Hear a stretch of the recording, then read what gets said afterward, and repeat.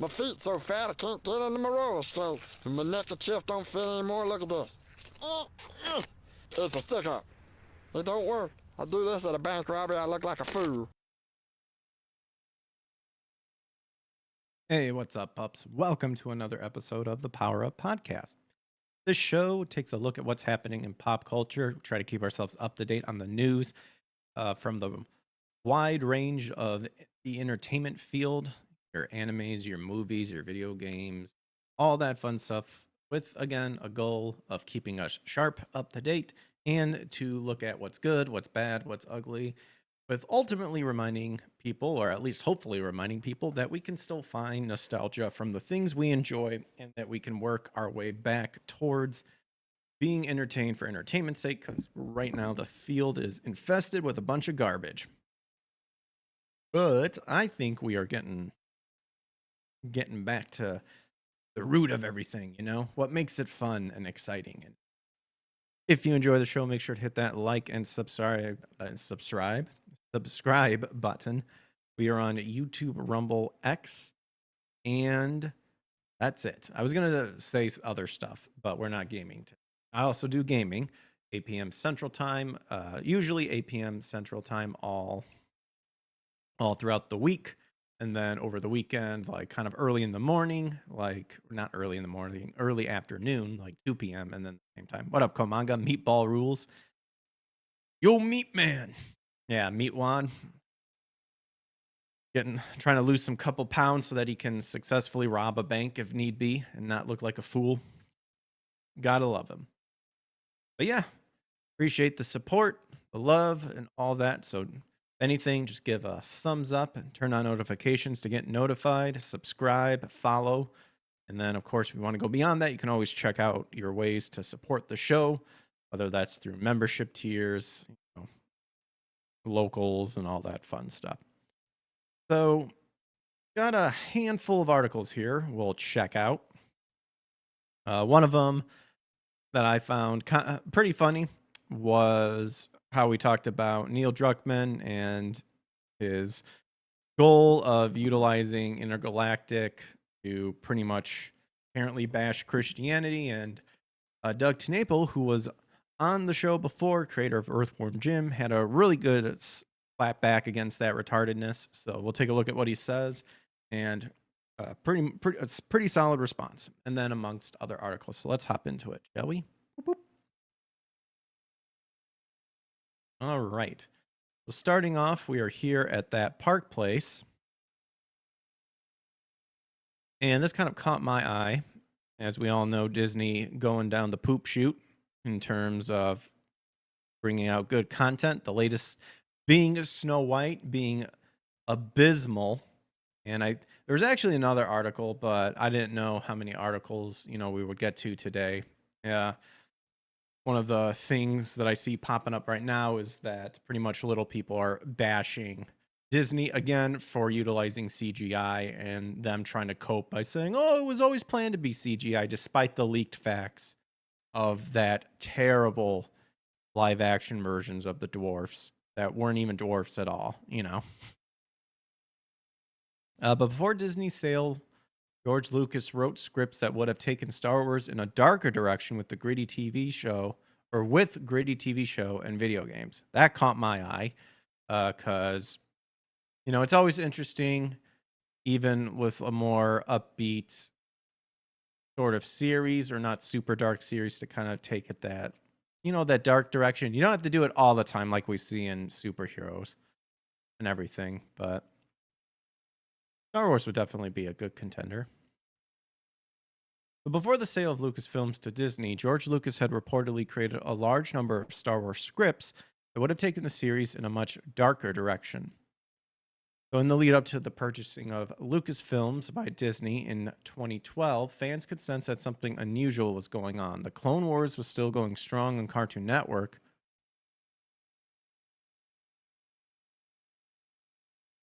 And I'm getting a unknown. What was that noise? I'm getting an unknown phone call. So anyway. But after the completion of the Legacy of the Force series, Things on the publishing front went eerily silent. After a bit of a gap, standalone novels focusing on individual characters were released much earlier in the timeline. This felt like a very odd change from the long-form story arcs we had become accustomed to. At Dark Horse, storylines at either end of the galactic timeline were still being explored, such as The Dawn of the Jedi and Legacy 2 series. Publisher had recently updated the layout formats of their monthly titles, leading to a more unified visual style that looked like a major upgrade. LucasArts had been in turmoil for some time, with leadership changes wreaking havoc with release schedules and a number of high-profile project cancellations. Felt like something was in the air, like the Lucas companies were collectively holding their breath, as though for some big announcement, or perhaps signaling that the storyline of the EU had reached its natural end. Amid all of these somewhat troubling signs were frequent chatter about a series being developed focusing on the criminal element in the Star Wars galaxy, Star Wars Underworld. Does it involve vampires?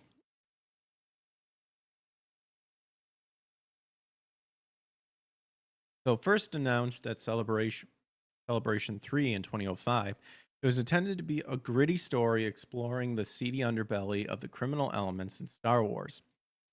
George had long expressed his interest in scripts that would revolutionize long-form storytelling in the TV space, anticipating that in the future, TV viewership would overtake the movies. He attempted to pioneer revolutionary new technologies, including what would later become the volume, to reduce the costs such storytelling would incur. Over a 7-year period, 50 scripts had been developed for what was intended to be a multiple-year series. Largely scripted by Ronald D. Moore of Star Trek and Battlestar Galactica fame, the series promised a new era of Star Wars storytelling with a much grittier, adult-oriented promise. So, also in development during this period was Star Wars 1313. Like Underworld, the story focus was to be on an up-and-coming bounty hunter, later revealed to be Boba Fett, as he perfected his craft after the death of Jango. Well, I mean, that's cool, but like they could have made Boba Fett's death a lot more badass, in the novel.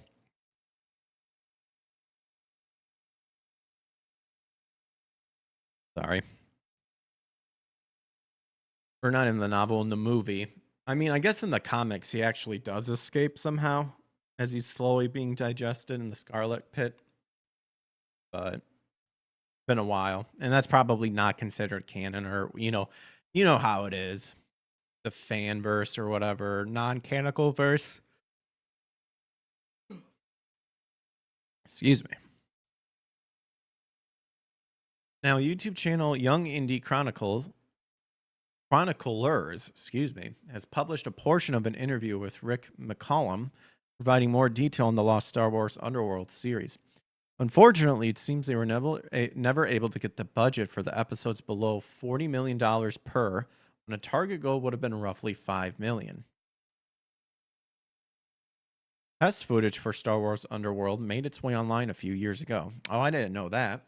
While not up to a modern standpoint, it's easy to see that Lucasfilm was still innovating in both technology and technique to bring in a true cinematic experience to the small screen. Shall we take a watch real quick?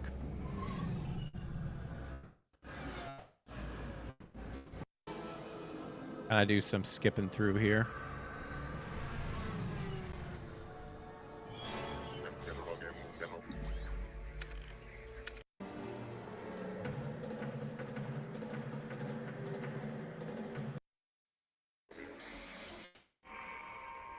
We have the ship.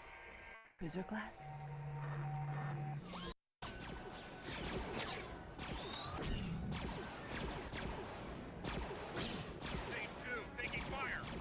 Oh my gosh, the stormtroopers' aims. How do you miss that? Has it even been explained why the stormtroopers' aims are so garbage?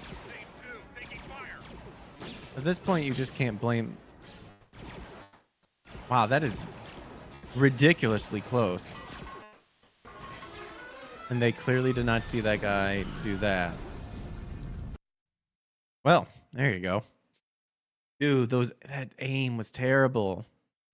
I never looked up. Again, guess we could look up right now. Let's see. Because I wonder if there is an actual explanation. Let's see. Why are stormtroopers bad shots?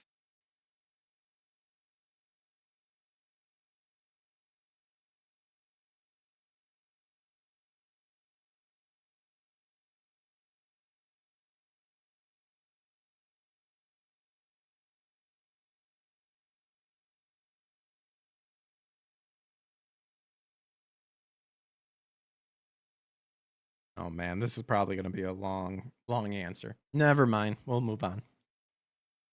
Well, I'll look it up offline. Taken in aggregate, it's easy to see that had Disney not purchased Lucasfilms, the plan was to explore the gray area of the Star Wars universe, the pockets of the galaxy where rogues caught between the rebellion and the Empire did their best to survive and profit.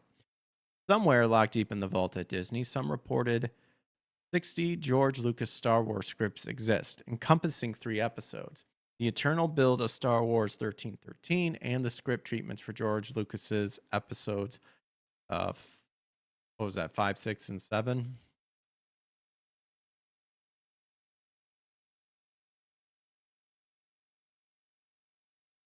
Or is that, no, wait, that's 7,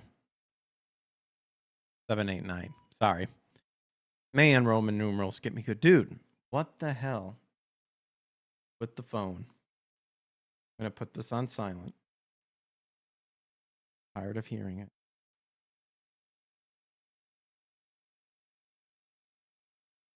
Be quiet. All right. So, what's an alternate reality we would be in today had these productions moved forward? Absolutely. I do agree, because then we wouldn't have to deal with the garbage that we have now, like The Acolyte. And, you know, the other stupid crap out there. Not just in Star Wars, but Disney in general. Who knows? Maybe if Lucas didn't sell, like somehow we could, I don't know, not have made Disney where it is. Who knows?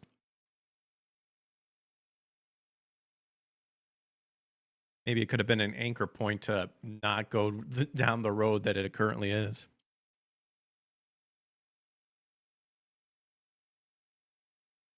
So Tech for Gamers here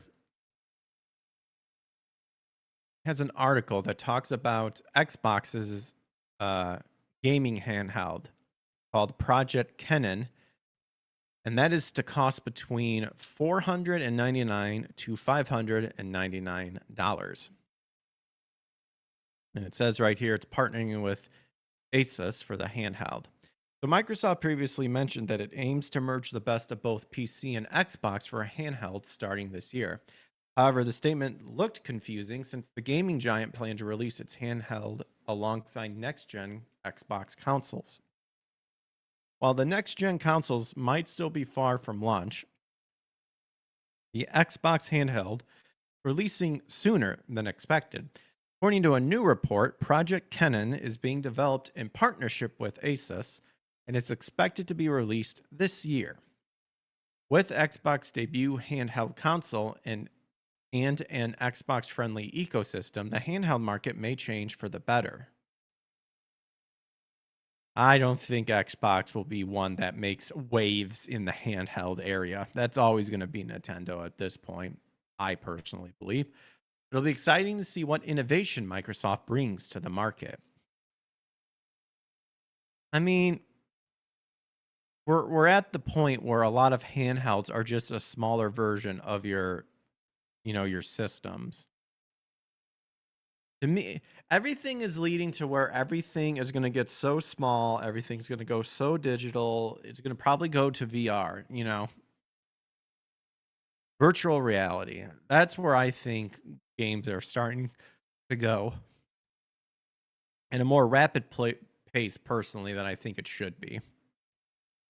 So, according to Windows Central, Xbox's handheld is actually a PC being manufactured in collaboration with Asus. What did I just say? The final device will blend the style of both Asus and Xbox. Final project will be closer to Asus ROG Ally, while styling similar to that of an Xbox controller. And as we stated, the expected cost is between pretty much $500 and $600. As a PC, the handheld will also support other gaming stores such as Steam, Epic Games Store, and more. Moreover, the next Xbox is also reported to be in a PC in a console-friendly casing. In a similar report by The Verge, this platform work is done under, quote, Project Bayside, which will be a unified UI across all devices, part of their expansion of the Xbox ecosystem. Xbox is expected to unveil the handheld during the Xbox Summer Showcase just around the corner. Asus is also working on another rendition of the Rogue, I keep saying Rogue, but ROG Ally. So it's unknown whether Project Kennen will be the newer handheld or just a separate device. Still, Microsoft will bring the Xbox ecosystem to other handhelds starting this year as parts of its, quote, Xbox Play Anywhere motive. Well, I guess we'll see what's in store. Again, I'm not sure if this picture up here is like the official look of it. But I mean, it's like I said, handhelds are now just much becoming a smaller PC. And the question is, you could argue that your phone is like a mini computer as well. So it's like where the lines are starting to get blurred, or like almost everything's the same. Your phone could be considered a mini computer. Handhelds can be considered a mini computer. Your consoles can be considered a mini computer. And how far do we want to push it? We'll see what happens. I think Nintendo's still going to hold the handheld market because that's pretty much what they've put all their chips on for the most part. I mean, they do make solid systems, but we'll see.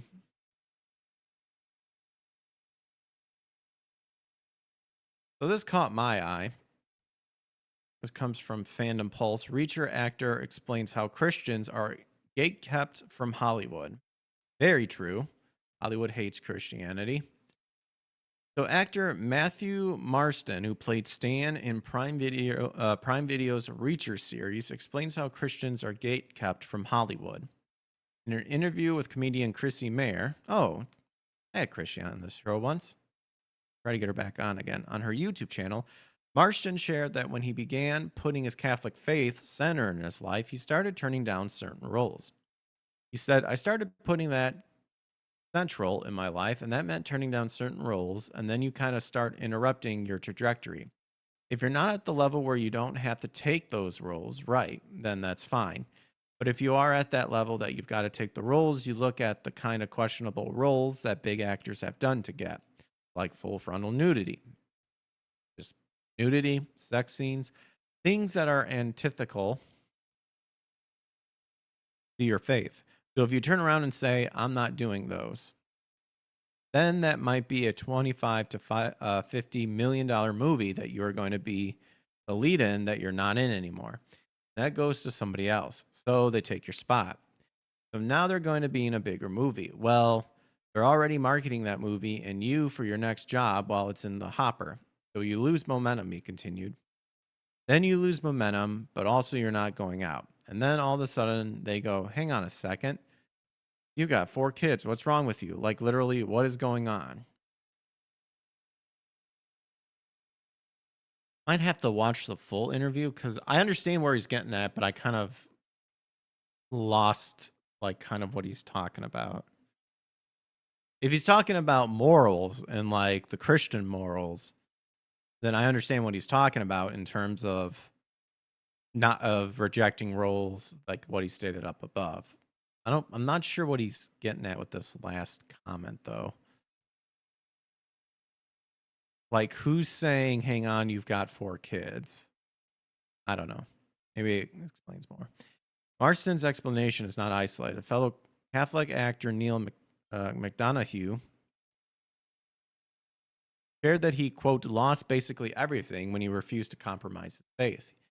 He told Fox News this back in 2020. I won't mention the Lord's name in vain. That's debatable, the Lord's name in vain, because that actually means to like swear upon his name, like taking an oath a lot of times. But I try not to, use God in association with like damning something. We know, but I've heard arguments for that sort of stuff. Kind of like my thoughts on swearing as well. Obviously, the scripture tells you to kind of obviously watch your mouth, watch how you speak and whatnot.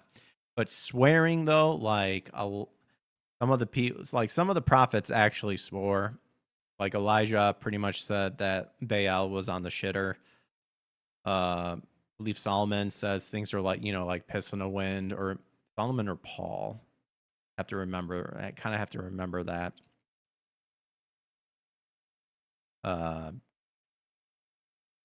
Scripture talks about like, pretty much trying to give your best to God is like giving him menstrual rags. Like, so swearing is kind of debatable. But anyway, and plus a lot of that is actually talking about like placing a curse on someone. Manga says Holly Hub ain't for Christian, basically. No, because Hollywood is the antithesis of the liberal science, which a lot of the liberal science came from the corruption from Enoch, son of Seth, or not, son of Cain. Excuse me. There's 2 Enochs, one from the Cain line, one from the Seth line. The Seth line is the good Enoch, the one that walks with God, and then there's another Enoch, which he learned a lot of his stuff from his father Cain, and he pretty much perverted it and spread it out, and that's where a lot of the perversions and the bastardization of like other religions came from. That's a long rabbit hole, and one that I'm still studying as well. So you can take my word about that, with a grain of salt. I'll even acknowledge that. Anyway. So he won't mention the Lord's name in vain, and then I won't kiss another woman. Sex scenes aren't in it for me, and I think, gosh, there's enough sex scenes out there, and me being in my 50s, I'm not sure if anyone wants to see me doing that stuff anyway, but it's a comfort level. Well, I agree with that in terms of, like, the sex scenes. The kissing scenes, I mean, you're acting, but then, how far are you, like, macking out with a woman on screen, for the movie, but whatever. In an interview with Fox Business in 2023, he reiterated, we all know that I kind of went through some troubled years back because everybody knows I won't kiss another woman on screen, so I kind of got in trouble for that. At the time, it was incredibly painful. Didn't work for 2 years. I lost everything. House, cars, this, that, It was one of the most brutal times in my life.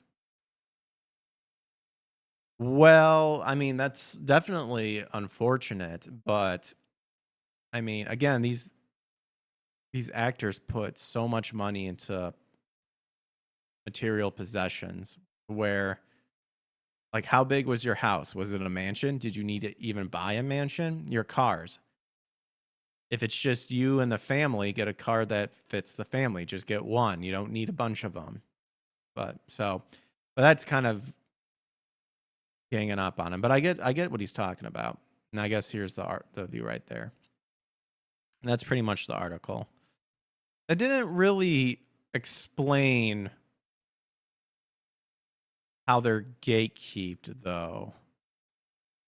It just tells you that when they rejected the role, that they didn't, they lost out on roles. Like, I didn't really hear, like, them saying, like, yeah, my agent called me up and he's like, yeah, I'm not working for you anymore. Yeah, no one wants to hire you or something like that. That's what I think of when I mean, I guess that's more blacklisted. So I can see when you kind of reject those sort of scenes and stuff, then yeah, you can get gate kept. No, but Maybe there's more detail in Christie's interview and this interview there. But there you go. A while back, I remember reading about the Friendly Neighborhood Spider-Man's voice actor talking about he was afraid that the series would go being woke. Well, now apparently he's backpedaling. Previous fear that Marvel series would be woke says he made a poor choice of words. I think you were actually quite sincere when you stated that. I also think you were incredibly like stupid in the next scene when you read the script. You were like, "Oh, this isn't woke at all." I guarantee you, it probably is. And you want to know what's funny? I don't know if this is out yet, but I've heard nothing about it ever since.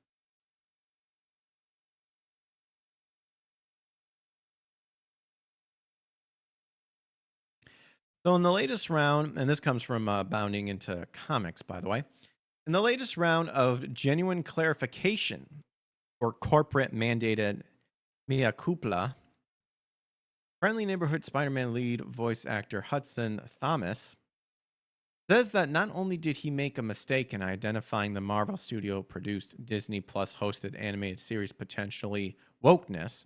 Oh no, I think you were on the money when you stated that, but as one of his main pre-production fears, but that his words were subsequently misconstrued by the public. Here we go.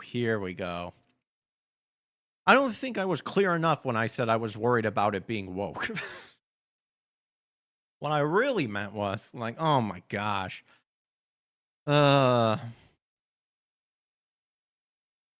Previously reported, the latest man to bring Peter Parker to life admitted during a January 28th interview with Collider's Mike Thomas that he thought the chance to produce a supposedly fresh take on the wall crawler was awesome, particularly as his biggest fear was that it was going to be annoying and woke. Here it is. And it wasn't. And I was like, yes, this is great. It's so well written. Like, it feels real, he added.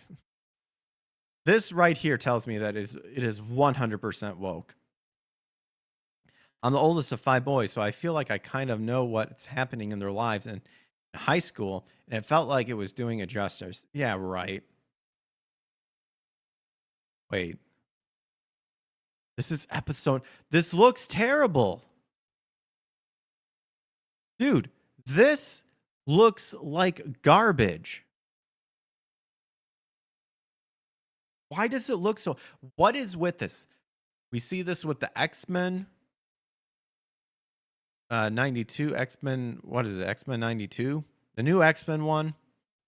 The everyone, people gave me shit when I uploaded my video, but the animation is garbage. You have this right here, and it also looks like garbage. And now you have the new Devil May Cry animation, which looks like garbage. What is with the Western animation circle just saying, we're going to just half-ass this and make it like kind of okay? Dude, oh my gosh. This looks like shit. And this is episode 9.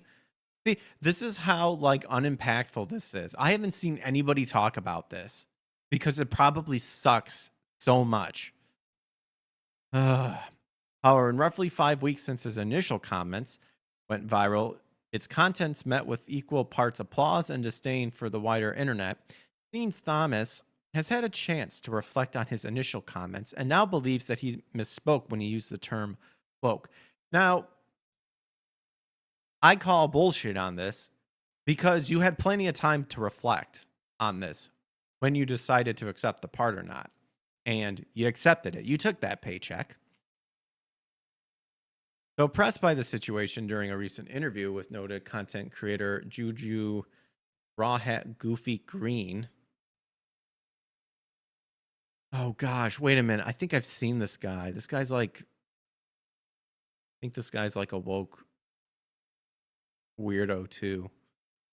The name, like, I'm looking at it, like, I feel like I've seen this picture, but don't quote me on that. Kind of curious now. So the voice actor asserted, so obviously something that I said was cherry picked and used essentially with no context, just to kind of stir up some drama. Cherry picked, you say? Okay. Please give me the full context. We were talking about that little period of time before the show came out, and I was noticing a lot of comments online that I was getting that was either people being nervous or expressing concern that the show was using top. Dude, are you seriously going to try to say that when you said that you really meant the fans or like the critic? Like, oh, dude, it's already shaping up that it's the fans. Oh my gosh. Let me see. That was either people being nervous or expressing concern that the show was using topics of diversity and equality. It is. In an inauthentic or disingenuous way. It is. He recalled, it made me defensive. Like, I wanted to kind of defend our show a little bit. It was such a poor choice of words.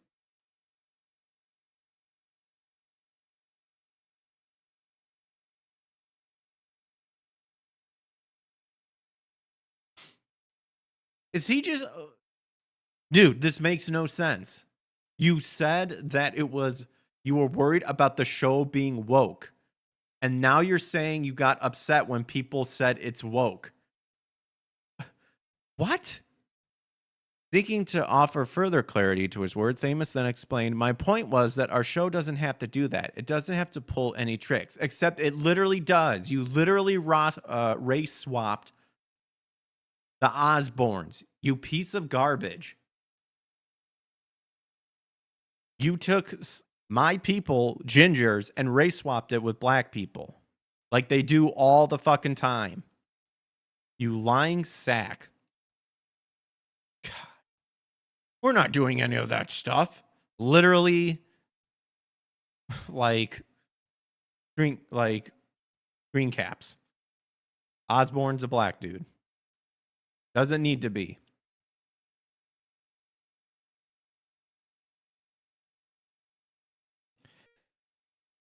So seeking to offer further clarity to his words. So that wasn't enough. He has to explain it a little bit more. Thomas then explained, my point was that our show, I already read that. Showrunner Jeff Trammell did such a brilliant job, in my opinion, of writing what he knew, said the voice actor. Quality and diversity was just already baked into the show he wrote.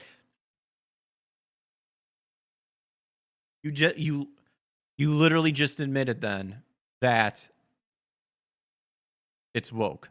You literally just admitted it, but now you're saying it's not.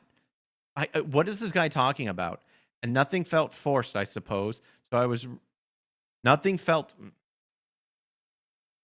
really just trying to compliment the grace in which that all plays out in the show. And ironically, it's what attracted me to the show so much in the first place.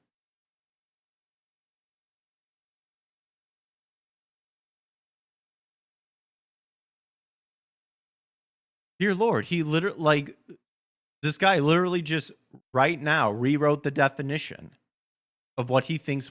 These people are ass backwards. The lie is the truth, and the truth is the lie. Dear Lord.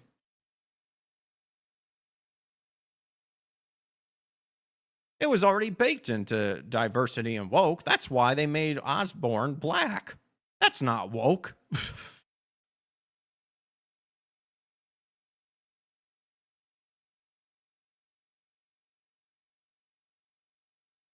Notably, Thamus is not the first member of your friendly neighborhood Spider-Man cast and crew to describe his initial comment as a case of misspeaking. So he was asked during an AMA on the Reddit, subreddit, Marvel Studios Reddit community. The aforementioned Trammell would assert, I love Hudson, and I didn't focus too much on what he said. I believe he simply misspoke, and I know that's been weighing on him, he added. I think we made a fantastic show that is going to appeal to a wide audience and hopefully captures what I love about this Spider-Man, that he's a guy who cares deeply about the people around him and always tries to do the right thing. Yeah, you don't care. Following the recent conclusion of its first season, your friendly it's already done with the first season. That's how unimpactful it is. I've seen nobody talk about it. Your friendly neighborhood Spider-Man is currently gearing up for a second outing. Itself set to feature the multiversal introduction of Spider-Gwen, because no one at the House of Mouse can allow Peter Parker to have anything just to himself anymore without shoehorning in a hopeful merchandising opportunities sometime in the coming months. I've literally heard nothing about this show, like it being a success or anything like that. If anything, and not even hearing about it like being terrible. If anything, that shows on how unimpactful it is, on how mediocre it is. Oh my gosh. I was ready for him to talk about how he was going to throw the fans under the bus. I mean, he kind of did. I saw all these people hating on it and it got me so angry that I literally used the word woke to talk about how I was nervous about accepting the role. But not really. What I meant to say was that, you know, it wasn't woke to begin with. That's why it's like, dude, what are you talking about? The worst if you truly misspoke, you did a terrible, like, you done goofed big time. And this comes from someone who jumbles up his words all the time. Oh my goodness. My gosh. So on the topic of Spider-Man as well. So while what's his name? Like I already forgot Thomas. I already forgot. See Hudson Thomas. Yeah, the game is so like already lost interest in even remembering who he was freaking out over people not liking the animated version. We have the Marvel editor Tom Brevoort, or whatever, however you pronounce it, attacking Amazing Spider-Man fans who want the Peter Parker and Mary Jane marriage reinstated as just, quote, a couple of Yahoo. Oh my, dude, how old is this guy? A couple of Yahoos? Oh, you're just a bunch of Yahoos. Recently, X-Men editor Tom Brevoort seems to be bitter about Marvel comic fans disliking the current direction of major characters. Yeah, because it's a bunch of bastardized woke bullshit. That's the reason why. Open your eyes, you retard. After last year attacking critics of identity politics and X-Men, calling them alt-right and cretins, he's attacked Amazing Spider-Man fans who want Peter and Mary Jane together in matrimony, dismissing them as a couple of yahoos.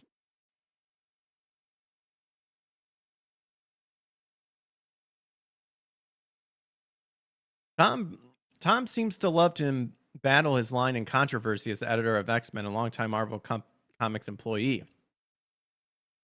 Last year, he teased changes with an image labeled From the Ashes before arguing with fans about what would come and telling them it would be a political book, saying the message is the premise. Comment rubbed fans the wrong way, who have been upset in general with Marvel and DC Comics, going more woke over the last several years, seeming to make everything about the LGBTQ agenda after a decade of pushing almost all of their characters into interracial relationships to virtual signal on the skin color level. Oh gosh. Yeah. Why am I not surprised when I've read the phrase a couple of yahoos? This explains everything. Now, I'm being nice here cuz I used to be like this as well, but you got to work out, dude. I mean, you have no neck. It's literally chin to chest. Very dangerous. Don't want to go into egghead mode. So clearly frustrated with fan reaction, he followed up on his Substack saying, "First off, I think the ill-defined accusation of being woke is nonsense. The fact that you have to start off by saying, I think it's ill-defined accusation, like, that already tells me you're butthurt about it. I tend to turn off and tune out whenever it comes up in almost any context. So just ignoring the problem. Yeah, that'll work. That works after a while, right? People who are using it and who brandish it like a sword to attack whatever they don't like tend to be mostly, well, cretins. I would tend to say that people who throw the word diversity and inclusion around and equity and equality and pretty much take a established franchise and then just bastardize it by just making it the exact opposite. You know, as South Park says, make it lame and gay. I find them to be the biggest racists, bigots, homophobes, xenophobes, and biggest pieces of shit of all in the entire world.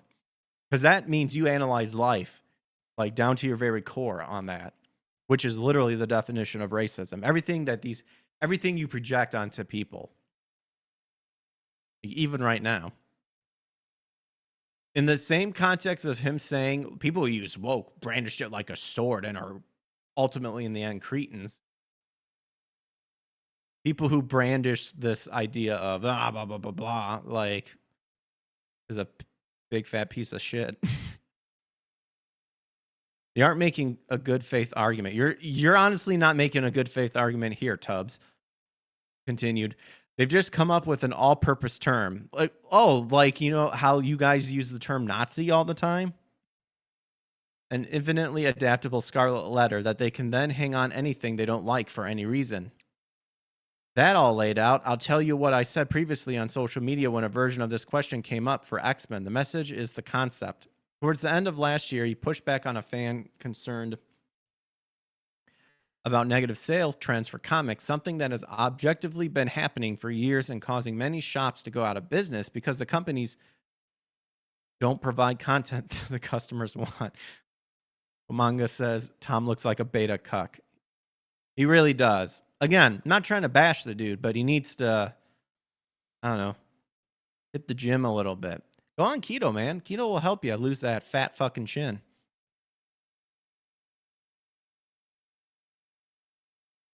Still working on mine, but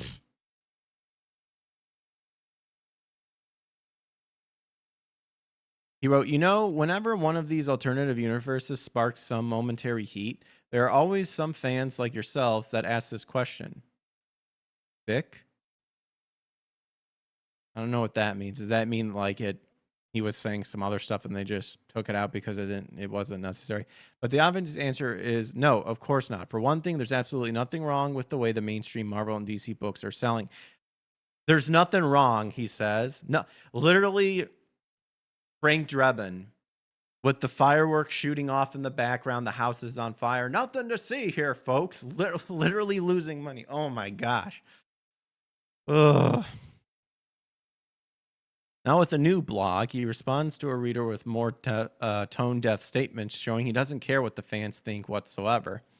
User said, over in the Spider-Man arena on Reddit, there's a recurring idea that the success of the new Ultimate Spider-Man with a married Peter Parker is an indication that the regular 616 Peter's marriage to MJ should be reinstated, and that it is a fault of the editors over there for not recognizing this and thus reaping similar sales success. Don't necessarily agree, but wondered about your thoughts about how the one book's success affects the other. Manga says your chin looks completely fine. I could probably lose some of this turkey. What is this? What do they call that? The gullet or something? I don't know. I could do neck stretches, I guess. Hone up that chin, So Tom replied, yeah, I've been hearing from a couple of yahoos whose idea of a good time is to send us the same formula about MJ and Paul every single day, Glenn. But here's the thing. I think the point of view that you're talking about is simply incorrect. Ah, yes. Well, let's start off here. Number one, you're wrong.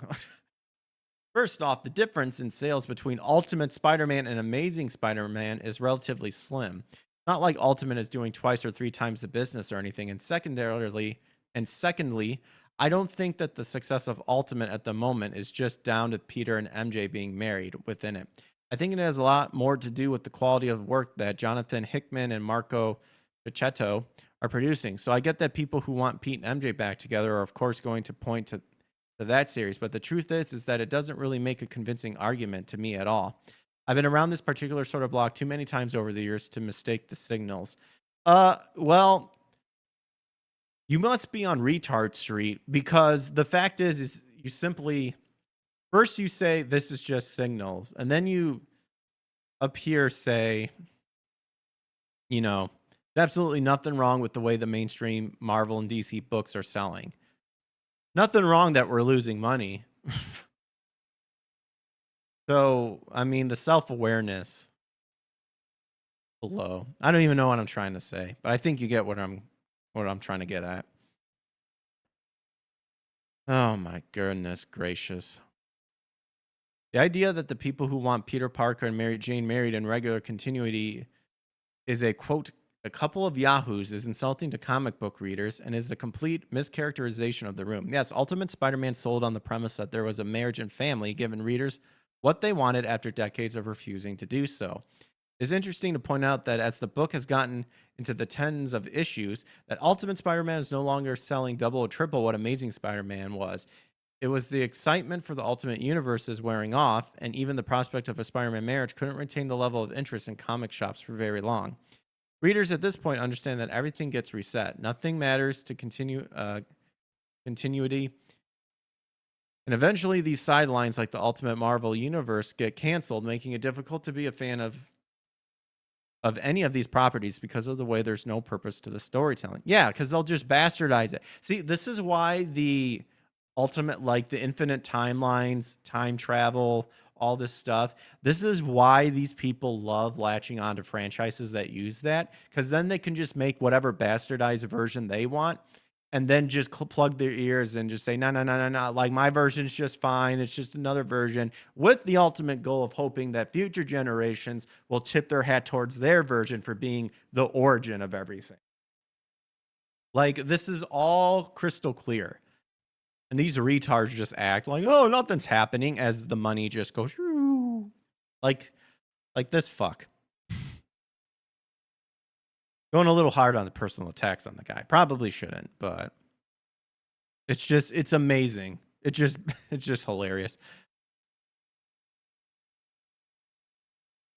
So perhaps if Marvel listened to its readers, they might realize that the sales problems they constantly face are their own doing. Instead, they insult their fans, calling them cretins or yahoos anytime they get feedback they don't like. And this comes from the upper levels of editorial at the company. Yep.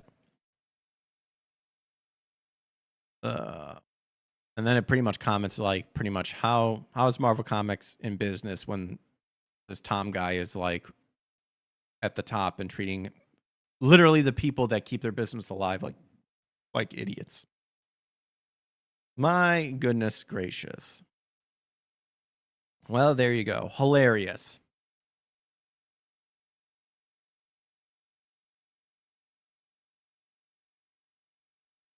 All right. Well, let's get into okay, I don't know why the thing back at. We'll jump into That Park Place. So we talked about Neil Druckmann, the podcast interview that came out recently of him commenting on Intergalactic, focusing on faith and religion, and that it appears to be attacking Christianity. So Earthworm Jim creator, that would be Doug TenNapel, had some words to say for Neil Druckmann and his team. I've had Doug on the show. I thought he was an awesome guy. Maybe I could get him back on at some point. So Naughty Dog's Intergalactic, the heretic prophet, appears to target Christianity. Earthworm Jim creator slams Neil Druckmann and his team. So Naughty Dog's upcoming sci-fi game, Intergalactic, has raised eyebrows for its seemingly deliberate focus on religion, particularly a critical portrayal of faith that echoes the company's broader creative trajectory under Neil Druckmann, or Cuckman, as I like to say. So while the Intergalactic has been described as a deep exploration of faith and belief systems, early details suggested it's less about thoughtful discussion and more about targeted critique, with Christianity appearing to be the primary subject of scrutiny. Keep in mind, in The Last of Us Part 2, you walk through a synagogue and take the time to reflect on that. You don't shoot, you can't destroy anything. But, the Christian-based, people who pretty much were running a concubine and just creating kids and stuff, those guys were portrayed as Christians, big bad Christians. Just remember that, folks. And like I said when I first read about this, I guarantee you, any sort of religions that he claims that he's gonna cover, you'll find good aspects about every single one except the one religion in this universe that's just going to be evil because it's evil XYZ, and it's going to be Christianity. Do this every time. Fictional religion rooted in familiar criticism. So set 2,000 years in the future, but diverging from history in the late 1980s, Intergalactic introduces a dominant religion that has evolved over centuries. Druckmann has emphasized how much time was spent developing this fictional faith, aka he thought about how much he hated Christianity probably, and then detailing how it has changed and been bastardized over time. Hey, he's using my words, except the only bastardization is what you've is what you assholes do to the scripture. This mirrors a common narrative in media where Christianity is unfairly framed as being outdated, hypocritical, or oppressive. The fact that the game's timeline diverges from the 1980s, a decade often associated with the resurgence of Christian conservatism in the US, further suggests that this religion's portrayal will be a thinly veiled critique of modern Christian faith. Okay, that's what I didn't get from like the articles I read on Tuesday, but that's kind of what I was assuming, so I was kind of correct. Thank you, That Park Place. So, according to leaked details, the protagonist, a bounty hunter, finds herself stranded on a planet where this religion has flourished. The mystery revolves around about what happened to its followers, with much of the game's plot seemingly built around deconstructing their beliefs. Druckmann has explicitly stated that he wanted to make a game about faith and religion, which raises concerns given his track record with narratives that seek to subvert traditional values rather than engage with them meaningfully. Pattern of disrespect towards faith. So Naughty Dog is no stranger to controversy when it comes to pushing divisive themes. Last of Us Part 2 polarized audience with its heavy-handed storytelling, and it seems Druckmann has not moved past the backlash. Yeah, I think he's still butthurt about that. That's why the awards gave it all. That's why the Game Award show gave him all that awards. So rigged. Instead of returning to solid gameplay and engaging narratives, Intergalactic appears poised to continue the trend of ideology-driven storytelling by targeting Christians. This development is emblematic of a broader trend within the gaming industry. As companies grow and their corporate structures expand, their creative directions often shift away from the foundational principles that once made them great. So here's the tweet right here. This phenomenon was aptly described by Doug TenNapel, avowed Christian and the creator of Earthworm Jim. I knew the Naughty Dog and Insomniac guys when the company started, and they were solid gamers, not secularist pseudo-philosophers taking passive-aggressive potshots at Christianity, he said in response to the intergalactic drama. As administrators and human resources grow in companies, they all merged to the left. That goes for American universities and hospitals too. Most were started by conservative Christians, then turned into institutions that don't produce the quality of yesteryear. Conservative people of faith don't need to create a parallel market. We need to create a viable market where games are rooted in merit of gameplay, not philosophy of the owners or the cinematic tact on at the end. Yep, I've had Doug on and I asked him pretty much this question. I had Vic on and asked him this question. I've had Ruben Langdon on and asked him this question. Was it like this back in the day? And all of them said no. Or the fact of whatever was kept behind the scenes and sorted behind the scenes. So Doug TenNapel is 100% correct on this stupid shit. And again, this is what they always do. This is straight up like Luciferian kind of stuff too, because Luciferians like to twist stuff around and say, you know, well, God is really Lucifer and Lucifer's not the bad guy. He's the great architect and all that stuff. But it's just a bastardization. It's just the fallen angel lies that was shared through Enoch the Evil. So why Christianity is always the target. I shouldn't just say just Lutheran, you know, Luciferian. Like there's a rabbit hole goes down deep, you know. But pretty much like all other religions out there, aside from the word scripture, all stemmed from a perverted version of that. That's what it is. All lies that was perverted and twisted by fallen angels and evil men. So TenNapel's point highlights the shift that has taken place in studios like Naughty Dog, once known for gameplay innovations and compelling narrative. I had to disagree on that because while I did enjoy The Last of Us Part 1, I don't think it's a masterpiece like everyone hypes it up to be, personally.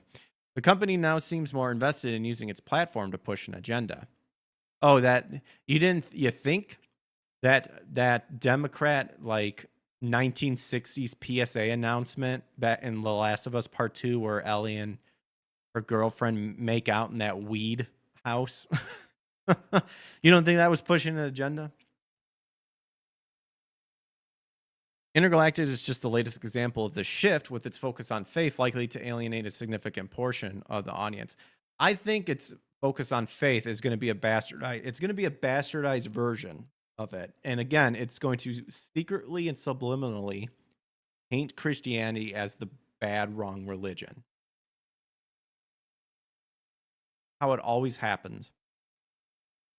The heretic prophet will sink Neil.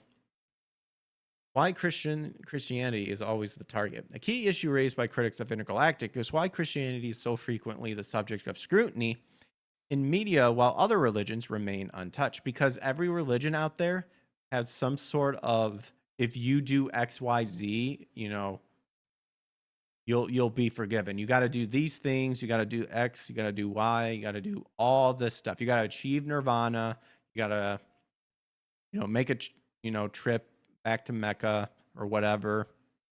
You have to, if you do these things by your own strength, then you'll be good. Christianity is the only one where God told his creation, everything you do will not be enough to pay the price and to avoid my judge and my wrath. So I will come down to you as a human and sacrifice my son to pay for that price, to reconnect that broken bridge that you can then spend eternity with me. The only religion that does that. That's the conclusion I came with in my journey through Christianity. And also like studying more about scripture and other religions as well.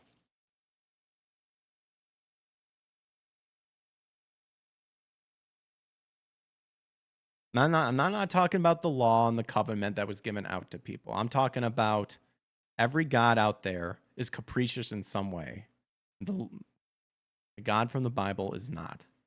People like to try to paint he is, but you have to really read the scripture to understand what he's coming from and what he's saying. That's why Christ came, to expand upon it and to fulfill it, because we can't. God knew everybody would fail. Though there are plenty of faith traditions around the world with unique histories and moral complexities, yet Hollywood and the gaming industry repeatedly focus their critique on Christianity. The selective targeting raises legitimate concerns about bias and intentional cultural messaging. Many gamers are asking, would Naughty Dog ever create a game that critiques Buddhism, Islam, or Hinduism in the same way? The answer is almost certainly no. Christianity remains an easy target because it is deeply embedded in Western culture, making it a convenient subject for those who wish to challenge traditional values without facing significant pushback. Future of gaming, a crossroads for developers and consumers. As more developers move towards philosophy-driven storytelling, the gaming industry is at a crossroads. I'm going to take a charter plane to Alaska. I need a vacation.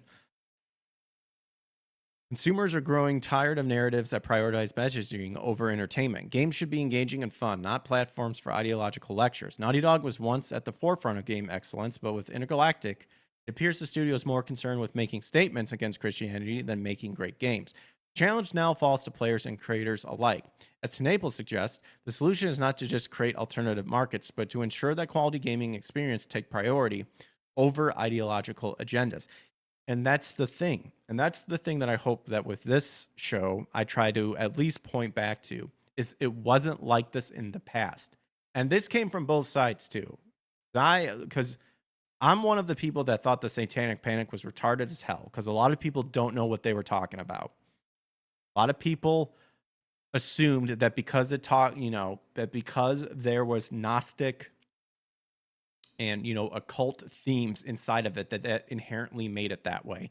You need to understand that a lot of entertainment is based on Gnostic history, their version of what history is. And it makes for good entertainment. Let's be real. It does. But when you see that and you understand that, you're not going to be affected by it, as long as you have the whole armor of God put on.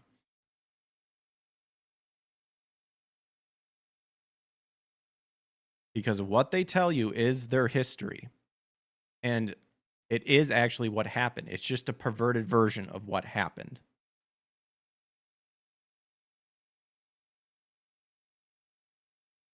Challenge downfall. Okay, I read that. So when Intergalactic to set released in the near future. It remains to be seen how overt its themes will be. But given Naughty Dog's recent history, it's safe to assume that faith, particularly Christianity, will once again be placed under the microscope with Intergalactic in a way that serves an agenda rather than meaningful storytelling.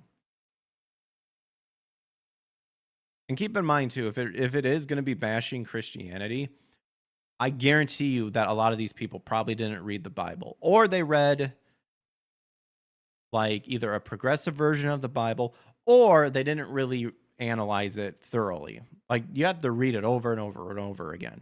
You know, I think this is why the Lord specifically chose the language of Hebrew and Greek to spread his message, because they are so precise. Hebrew a little bit harder because there's a lot of idioms and stuff that may not translate over as well. Greek, though, very precise. But then you have to be aware and stuff. Like, Paul combined certain Greek words together. Peter exactly wasn't a Greek scholar, so he used some words that kind of didn't mean certain stuff. But you have to be careful for that. And the Bible can explain itself. So if you're confused about something, then you can go throughout in the Bible and find stuff of what it's talking about to then come to a solid conclusion. You got to study it. And I guarantee you these people did not study it whatsoever. That's usually always how it is. And unfortunately, that's where a lot of like newborn Christians or a lot of lukewarm Christians sadly fall into the trap too. They're not up to date on stuff. I will say I am not 100% up to date with my scripture. I need to get better at it. But you got to be aware. You know, the first step is to be aware of that and to realize that you probably should, not probably, you definitely should study it more, analyze it more, absorb it. Well, we're over an hour here, so I think we'll wind down on some other stuff that I kind of saw that maybe check out later on. We read about how Silent Hill F was going to be coming out, and there's a trailer here. So you can always check that out. And it's kind of set, apparently, in Japan in the 1960s. I guess we could watch the trailer here real quick. Oh, it's like 3 minutes? Here, let's do a little skipping.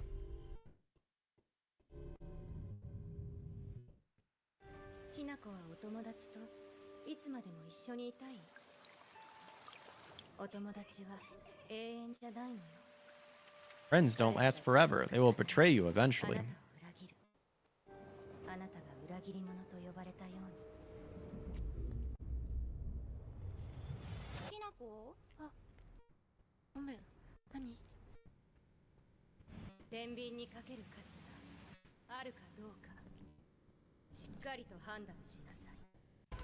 Are these just... Oh gosh, that looks not good. I was going to say, are there like cutscenes of the game? Like, can we see actual gameplay? Ah, yes. The Asian twisted... twisted, distorted monsters. Oh, that's pretty cool. Creepy, but cool.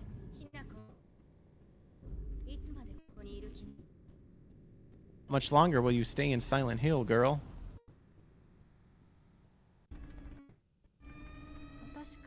I don't know if I'll get copyright struck, but we're trying to kind of skim through a little bit. Oh, that's creepy.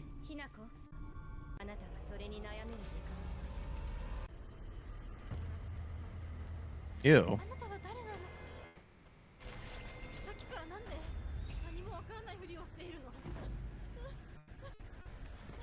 Starts out so innocent. Yep.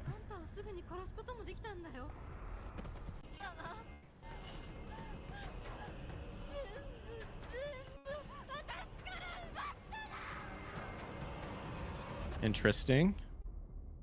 Silent Hill F. So is this like Silent Hill, what now, 5 or something?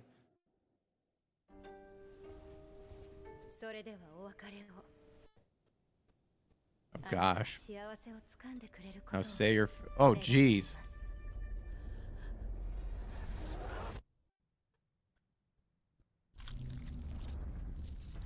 Ew. I got a face peel. Yikes. Well, that is definitely makes you squirm a little bit. So I kind of skipped through that, but that looks pretty. Actually, looks pretty terrifying. Pretty solid in terms of like, ooh. Yeah, I don't even know. Like, I mean, back in the day, you just had Silent Hill 1 through 4, and now you got like Shattered Memories, uh, and then PT, all that stuff. So, and also, just something I think is funny is Power Wash 2 simulator was announced. So if you like Power Wash, that'll be coming out. There you go. Got a lot of gnomes there. Let's wind down here on this day in gaming. We'll do today and tomorrow. So, March 13th, what games do we have? Ooh, Super Mario Land 3 Wario Land. Very good, very solid. Hey, Onimusha Warlords. I recently played all the Onimusha games and talked about the new one coming up. And I actually talked with Vic about that in an interview that I recorded a while ago and uploaded recently. Like, we watched the trailer of that, and the dubbing was like not good. Like, I can understand not matching the mouth flaps exactly, but like, oh boy, it was not solid. Not solid at all. You got your Final Fantasy X2, God of War 2. Man, solid games today. Resident Evil 5. Ooh, Journey. Naruto Shippuden Ultimate Ninja Storm Generations. Oh, there you go. Silent Hill Downpour. I was trying to think of like the other Silent Hill games. I mean, it kind of teetered off like after 4, from what I've heard. I still need to play 3 and 4. I don't want to though. I'm scared. Neo 2. Wait a minute. I could have sworn we read this like not too long ago. But Neo 2 apparently. Really? March 13th? I thought we read this like a while ago. I thought we read this on Tuesday. Like we're at least a full 2 days. Asylum. A sexy tour with Tanvi if you want to check that out. The next day, so March 14th, this would be tomorrow. Games, Bushido Blade. Just sounds cool. Mario's Picross. Don't know that one. Ooh, Wild Arms 3. I played Wild Arms. That was a really good RPG. Maybe like one of my top favorite RPGs. Not definitely doesn't trump Chrono Trigger, but I really enjoyed Wild Arms. That was high up there for sure. Need for Speed, Underground Revivals. Mega Man Powered Up. Daxter. Oh, there you go. Pokemon Heart Gold Soul Silver was released yesterday. Kingdom Hearts HD 1.5 Remix. WWE 2K23. And Star Wars Battlefront Classic. Here you go. Check over on Moby Games here. They usually expand out a little bit more. Hasbro Interactive acquires Atari in 1998 on March 13th. Deer Hunter 3. Nice.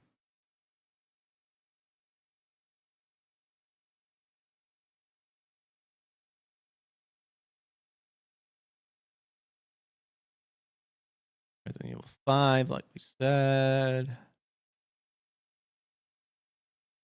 Solitaire. The initial release for the iPhone was released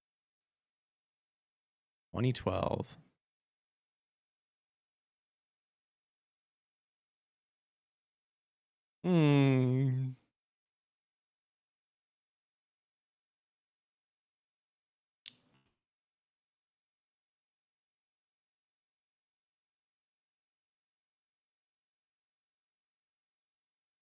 All right, not really seeing anything else. So on the 14th, what we got? Anything else? Anything that stands out that we missed? NBA shoot. I don't know how good the NBA shootouts 97 were. I remember playing NBA Jam Tournament Edition for the Genesis. Star Trek Away Team. Oh, here you go. Mary Kate and Ashley Olsen Girls Night Out. I like how they don't even have a picture for that game. Gunfighter 2 Revenge of Jesse James. Ooh, I think that's like a rail shooter Western. I should check it out because I do like me my rail shooter, especially Western games. For PlayStation 2, Tom and Jerry in Infernal Escape. Okay.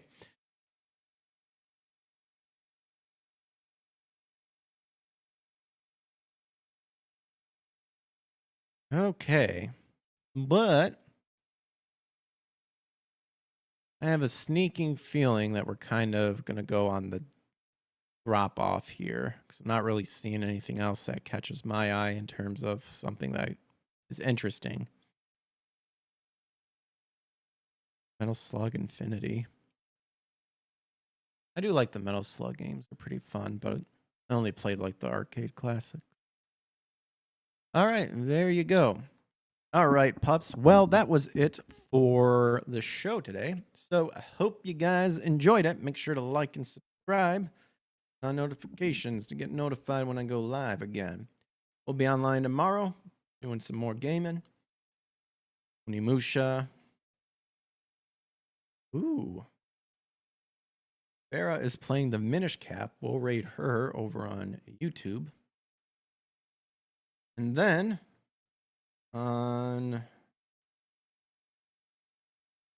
over on Rumble, Alex Pedra is online. Show her love. But yes, there you go. Hope you guys got your fun daily dose of news. Hope there were some good ones and some bad ones out there. But overall, don't give up hope, I say. Alrighty. So you guys have a good rest of your night. Take care. Oh, come on. I need to fix the raid over on here. God bless. And I will catch you guys on the flip side. Adios. Peace.